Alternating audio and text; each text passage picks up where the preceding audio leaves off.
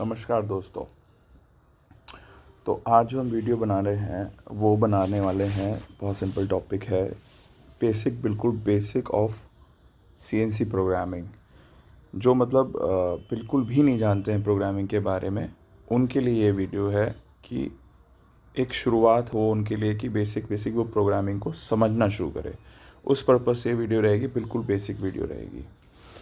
तो शुरू करते हैं। देखो, जो सीएनसी टर्निंग की प्रोग्रामिंग की अगर हम बात करें, जिसको हम बोल देते हैं कि उसको हम बोलते हैं जी कोड्स, एम कोड्स। ये दो कोड्स में बेसिक प्रोग्रामिंग होती है सीएनसी मशीन्स की, जिसमें सीएनसी टर्निंग भी आती है और जिसमें सीएनसी मिलिंग भी आती है, और कोई स्पेशल पर्पस मशीन्स भी आ सकती हैं जो इन कोड्स पे काम करती है। तो बेसिकली हमारा जो सबसे मेन फोकस रहेगा भी वो टर्निंग के लिए रहेगा कि टर्निंग में हमारा इससे क्या मतलब होता है। जी कोड्स, एम कोड्स, जो कोड्स लिखे जाते हैं उसमें भी बेसिक कोड्स में हम कैसे कैसे आगे बात करेंगे। तो दो तरीके कोड्स होते हैं, जी कोड्स, एम कोड्स। दोनों कोड्स में जो जी कोड्स होते हैं वो बेसिकली मशीन को प्रोग्राम करने के लिए चाहिए किए जाते हैं, और एम कोड जो होते हैं इनको मशीन्स को तैयार करने के लिए होते हैं। इनको मिसलेनियस कोड्स भी बोल देते हैं, जैसे मिसलेनियस कोड्स में अगर बोलें, जैसे कि कूलेंट को ऑन करना, ठीक है, कूलेंट ऑन करना, प्रोग्राम को एंड करना, और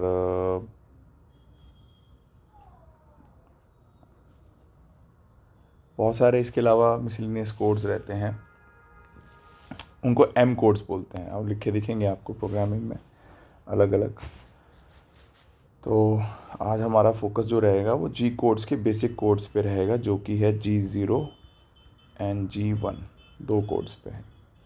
इसके अलावा और भी होते हैं, G2 होता है, G3 होता है, और आपका G41, G42, G76, G97, बहुत सारे कोड्स होते हैं।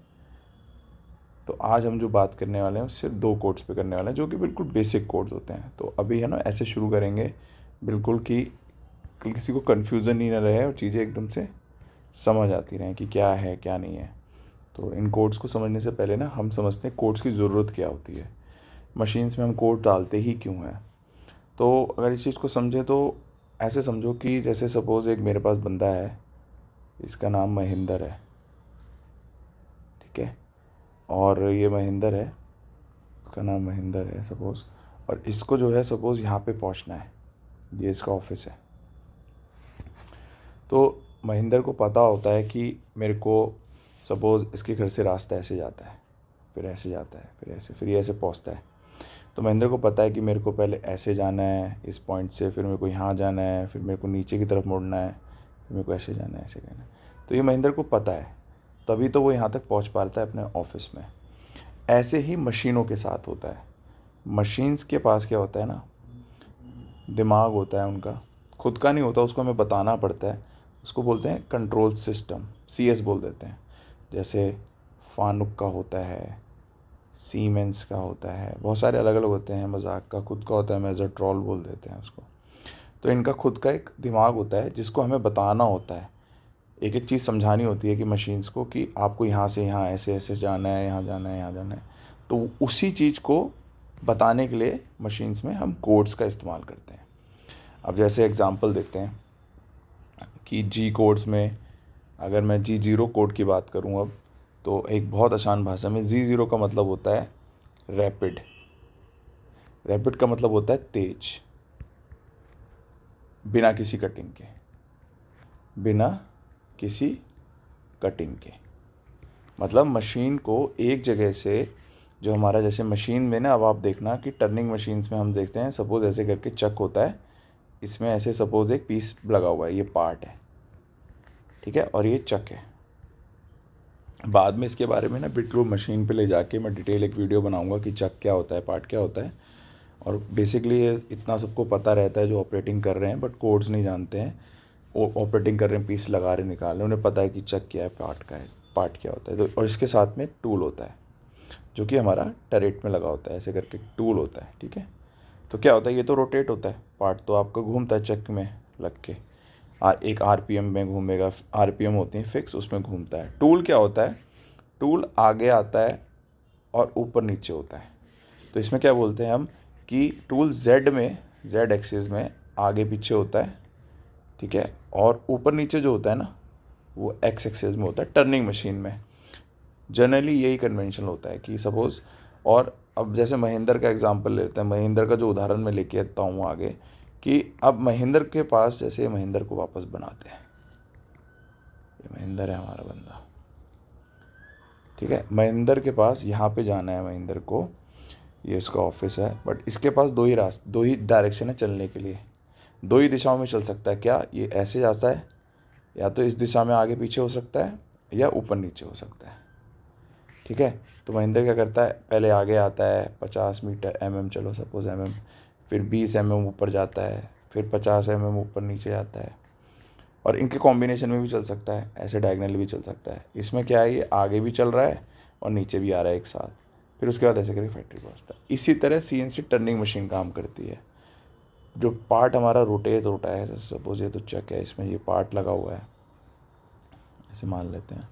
तो ये जो हमारा टूल है ना, ये भी ऐसे ही चलेगा। कैसे, या तो ये आगे आएगा तो उसको बोल देते हैं जेड डायरेक्शन, या ये ऊपर नीचे होगा, ऐसे जैसे महिंदर हो रहा था ना, यहाँ से यहाँ आया फिर ऊपर गया, ऐसे ही टूल भी ऊपर नीचे होता है, इसको बोलते हैं एक्स डायरेक्शन, ठीक है।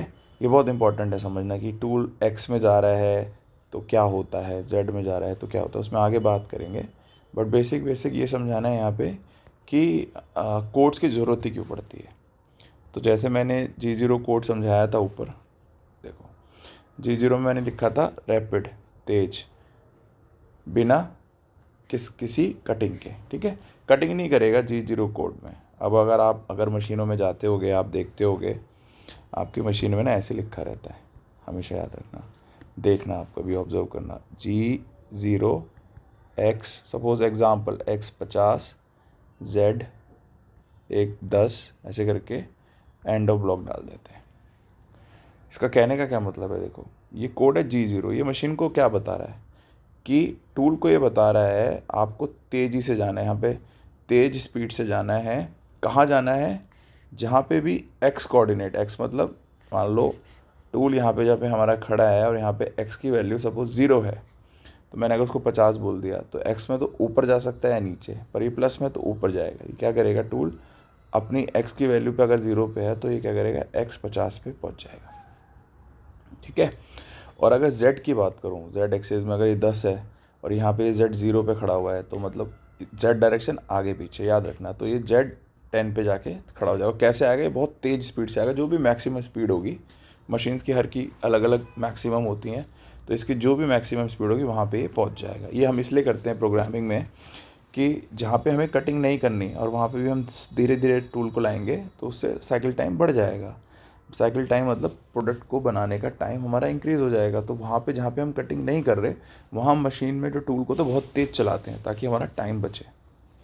अब ये बोलोगे आप ये क्या है, ये X50 समझ नहीं आया, Z10 नहीं समझ, ये तो G0 समझ आ गया कि मशीन को बता रहे हैं कि अगर जो भी अब वो चलेगी G0 से तो तेज़ी में चलेगी, बिना किसी कटिंग के चलेगी। पर X50 1050 क्या है, तो आते हैं वापस अपने एग्जाम्पल में जहाँ पे हम लेंगे महिंद्र को। महिंद्र बड़ा नहा धो के आया है, इसको बैठाते हैं ठीक से, ये महिंद्र है। महिंद्र का एग्जाम्पल लेंगे, क्या इसको ऑफिस पहुंचना है, नहीं सर महिंद्र को ऑफिस पहुंचा रहे हैं, तब से अभी तक पहुंचा नहीं। मतलब एग्जाम्पल क्या है कि ये सपोज़ अभी X50 Z में समझाने की कोशिश कर रहा हूँ। सपोज़ महिंद्र यहाँ पे खड़ा है, इसके घर की लोकेशन में Z 0 है, X भी 0 है, Z भी 0 है। अब मैंने महिंद्र को बोला भाई मैक्सिमम स्पीड से X50 पे पहुँच और Z 10 पे पहुँच, तो ये क्या करेगा, यहाँ से 10 Z में चलेगा आगे की तरफ, ठीक है, और 50 ऊपर बढ़ेगा एक्स में, तो ये कुछ यहाँ जाके खड़ा हो जाएगा। अब वो यहाँ पहुँच जाएगा, महेंद्र यहाँ पे आ गया, ठीक है। इसी तरह मशीन को बताते हैं हम इन्हीं एक्स और जेड से कि आपको कहाँ तक जाना है मशीन को। तो अब एग्ज़ाम्पल लेते हैं, सपोज़ बहुत प्रैक्टिकल एग्ज़ाम्पल लेते हैं कि अगर मैं मशीन में लिख देता हूँ G0 X 150 और Z20, ठीक है, Z20 और एंड ऑफ ब्लॉक। ये एंड ऑफ ब्लॉक होता है, लगाना ज़रूरी होता है, इसको बोल देते हैं एंड ऑफ ब्लॉक। इसका मतलब क्या होता है कि ये पूरी लाइन ऑफ कोड कंप्लीट हो गई है, इसको मशीन एक लाइन की तरह रीड करेगी, एक इंस्ट्रक्शंस की तरह रीड करेगी।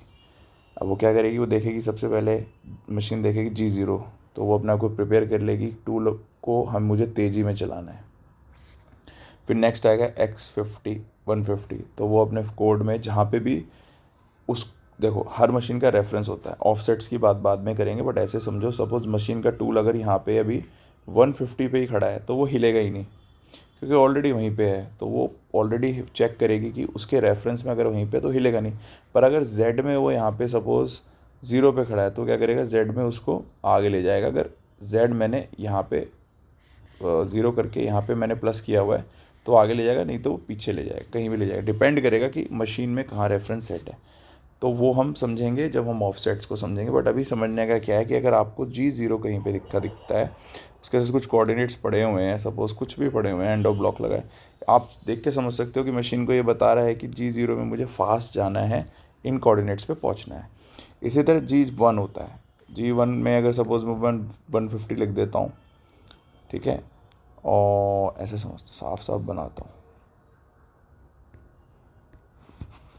सपोज़ मैं यहाँ पे लेता हूँ G1X 150, सेम लेते हैं समझने के हिसाब से, और इसके आगे ना, इसके आगे मैं डाल देता हूँ ZF, ठीक है, 0.25, और ये एंड ऑफ ब्लॉक। ये होता है फीड, फीड होती है स्पीड। अब मैं मशीन को बता रहा हूँ कि आपको सीधा सीधा चलना है, लीनियर सीधा, इसका मतलब होता है लीनियर, लीनियर का मतलब होता है सीधा, सीधा, बिल्कुल सीधा।